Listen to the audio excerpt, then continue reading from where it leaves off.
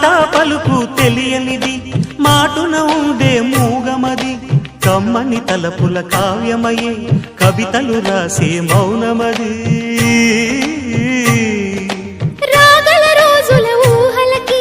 స్వాగతమిచ్చే రాగమది శృతిలయలరగని ఊపిరికి స్వరములు కూర్చే గానమది ఋతువుల రంగులు మార్చేది కల్పన కలిగిన మది భావం బ్రతుకును పాటగా మలిచేది మనసున కదిలి